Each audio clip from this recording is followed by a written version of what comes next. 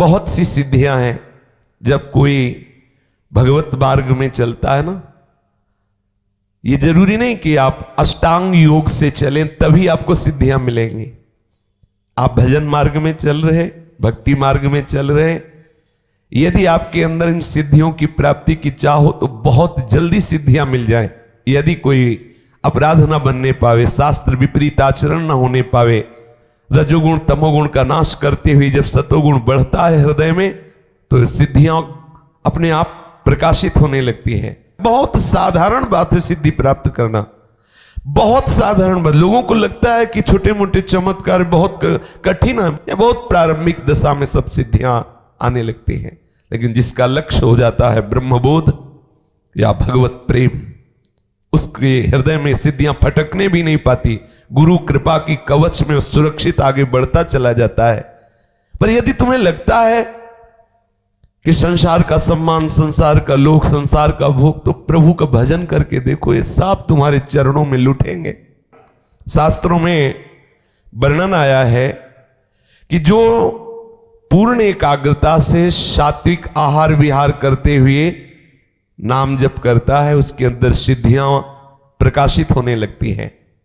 महामहिमामयी अणिमा, महिमा, लघिमा, प्राप्ति और प्रकाम्य, ईशिता, वशिता, ख्याति, ये 8 सिद्धियां सदैव प्रभु के चरणों के समीप करबद्ध खड़ी रहती है। वो भक्त की सेवा में आने लगती हैं। अनूर्मी, ये सिद्धि जिसके हृदय में प्रकट होती है, उसे ना तो कभी भूख परास्त कर सकती है, ना प्यास परास्त कर सकती है, ना शोक, ना मोह, ना जरा, ना मृत्यु, इन पर वो विजय प्राप्त कर लेता है। जो प्रभु के चरणारविंद का आश्रय लेके भजन करता है पर कामना है, तो उसके अंदर ये अनूर्मी नाम की सिद्धि प्रकट होती है। देखो कैसी महिमामयी है। चाहे जितने दिन भोजन न मिले, वो कभी भूख से व्याकुल नहीं हो सकता। 70 दिन तक बालक ओम प्रकाश जी ने ना अन्न ग्रहण किया, ना कोई फल फूला, लेकिन आप प्रसन्न मुद्रा में भगवत स्मरण परायण रहे। और कितने से भक्तों के चरित्र आते हैं। भूख की व्याकुलता स्पर्श नहीं कर सकती उसके हृदय में, प्यास की व्याकुलता स्पर्श नहीं कर सकती, ना तो कोई शोक उसे छू सकता है, ना मोह छू सकता है, ना बुढ़ापा और ना मृत्यु, ये उसको दुख नहीं पहुंचा सकते हैं। देखो, वो मोक्ष नहीं चाहता है, प्रेम नहीं चाहता है, लेकिन भजन में लग गया, लोक हानि की चिंता का त्याग करके। देखो कैसी सिद्धियां, अष्ट वो सिद्धियां जो सदैव भगवान के समीप ही रहती है। भगवान अंश मात्र से उस उपासक को दे देते हैं। और ये महामहिमामयी अनूर्मी नाम की सिद्धि प्रकट होती है। फिर दूसरी सिद्धि दूर श्रवणादि, वो लाखों कोस दूर की बात सुन लेगा। अगर सुनना चाहे, अमेरिका में इस समय वो अमुक है, वो क्या बात कर रहा है, यहां से सुनाई देगा। बैठे बैठे बैठा यहां है और एक एक बात उसकी सुनाई दे रही। ये सिद्धि कहीं से किसी की भी बात वो सुन सकता है कि आप क्या बात कर रहे हैं। जिधर वो ध्यान देगा उधर पूरी बात उसे सुनाई देगी। जैसे हम आपसे बात कर रहे हैं, ऐसे उसको सुनाई देगा। वो जहां की बात, लोक लोकांतर की, जहां की सुनना चाहेगा उसे दूर श्रवणादि, ये सिद्धि प्राप्त होने पर कहीं कुछ भी सुन सकता है, किसी की भी बात सुन सकता है। फिर दूरदर्शन आदि, यहां से बैठे बैठे वो देख सकता है ब्रह्मलोक में क्या हो रहा है, यहां से बैठे बैठे देख सकता है कलकत्ता में क्या हो रहा है, अमुक जगह क्या हो रहा है, देख सकता है, बैठे बैठे देख सकता है। देखो भजन का बल देखो, प्रभु का आश्रय लेकर नाम जप का प्रभाव देखो। बैठे बैठे उसकी दृष्टि इतनी सूक्ष्म हो गई, वो जहां चाहे वहां की बात देख सकता है। मनोजव सिद्धि, वो मनोजव सिद्धि को प्राप्त हुआ उपासक जिस शरीर में चाहे उसमें प्रवेश पा सकता। जिस शरीर में उसके हृदय में भावना हुई कि मैं उस शरीर में, तो उसी के मन में प्रवेश कर गया। जिस शरीर में चाहे उस शरीर में, जैसे भगवान शंकराचार्य एक राजा के शरीर में प्रवेश होकर काफी दिन तक राज भोगों का अनुभव किया, उत्तर देने के लिए कि क्या होता है ये किसी के भी मन में। एक प्रसंग आता है योग वासिष्ठ में, श्री जनक जी के हृदय में एक योगिनी प्रवेश की, बहुत भजन परायण थी। जनक जी भी पहुंचे हुए महापुरुष, जीवन मुक्त महापुरुष, उन्होंने कहा कि तू मेरे हृदय में कैसे आ गई। यद्यपि बाहर भी सिंहासन में बैठी थी और अंदर उनके हृदय में बैठ गई जाके। स्त्री शरीर, भजन परायण और सिद्धियों को प्राप्त किए हुए।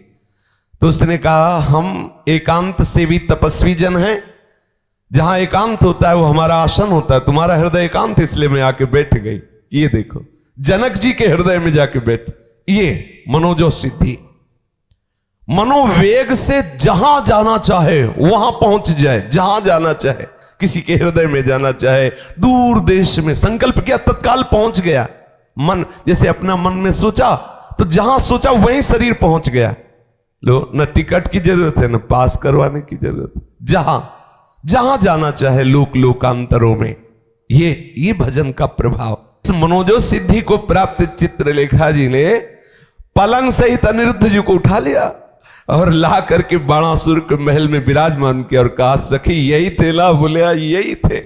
ऐसा देखो कितनी बड़ी सिद्धि भगवान के चतुर्व्यूह अवतार में, जैसे राम लक्ष्मण भरत शत्रुघ्न, तैसे ही वासुदेव संकर्षण प्रद्युम्न और अनिरुद्ध। ऐसी महामयी मनोजो सिद्धि को उपासक प्राप्त कर लेता है। काम रूपी सिद्धि, वो जो रूप चाहे वो धारण कर सकता है, जो रूप चाहे, जैसा रूप चाहे वैसा वो रूप धारण कर सकता है इस काम रूपी सिद्धि की प्राप्ति होने पर। काय प्रवेश, वो भले शरीर छोड़ा हुआ कोई शरीर है उसमें प्रेम, अर्थात मुर्दे शरीर में प्रवेश कर जाना या जीवित शरीर में प्रवेश कर जाना, ये काय प्रवेश की सिद्धि प्राप्त हो जाती है। जो सात्विक भाव से स्वच्छंद मरण, जब चाहे तब शरीर छोड़े, ना चाहे तो ना छोड़े, ये कोई भगवत प्राप्ति वाली बात नहीं है।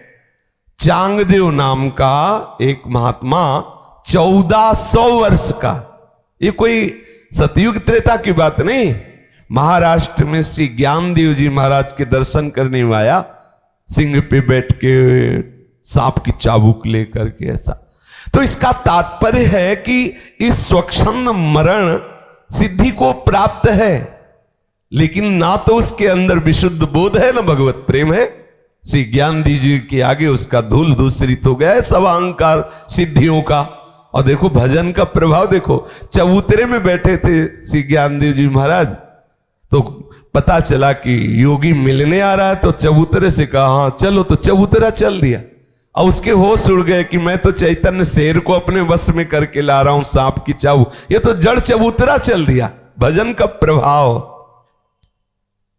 फिर है देव क्रीड़ानुदर्शनों, ये सिद्धि जिसके हृदय में प्रकट होती, तो जैसे अपने लोग टेलीविजन देखते हैं ना, ऐसे वो जिस लोक के वो खेल देखना चाहे, क्रीड़ा के, विविध प्रकार के, विलासता के, वो सब देख सकता है। गंधर्व लोक में कैसी क्रीड़ा हो रही, देवलोक में कैसी क्रीड़ा हो रही, ये सब यथा संकल्प संसिद्धि, जैसा संकल्प करे ठीक वैसे ही कार्य होगा। ये सिद्धि प्राप्त होने पर जैसा संकल्प करेगा वैसे ही सामने परिवर्तन हो जाएगा।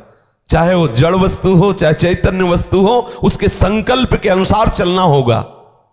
यह सिद्धि प्राप्त हो जाती है।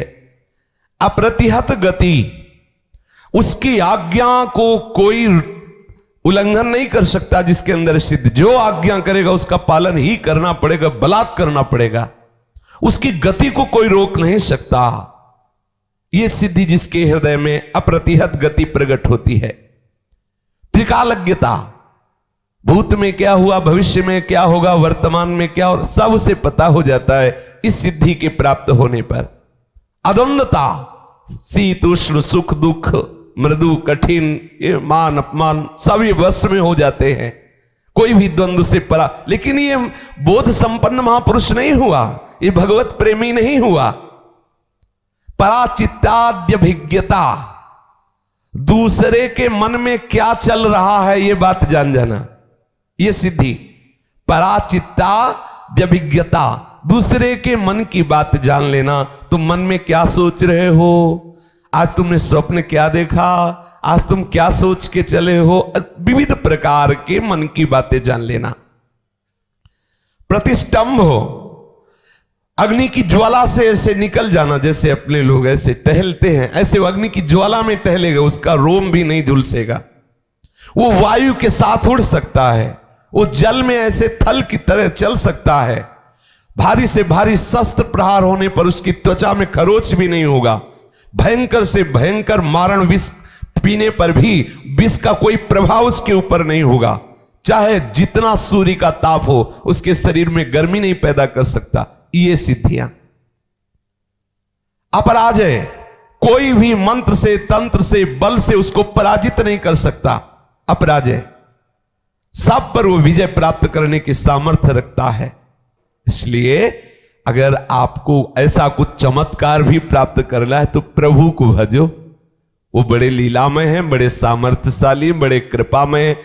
लोक हानि की चिंता ना करो, जिस मार्ग के आश्रित आप हुए हो इसमें सब सामर्थ्य विराजमान है। जो चाहोगे, जितना चाहोगे, तृप्त हो जाओगे, ऐसे तृप्त हो जाओगे कि कुछ चाहोगे ही नहीं। चल के तो देखो।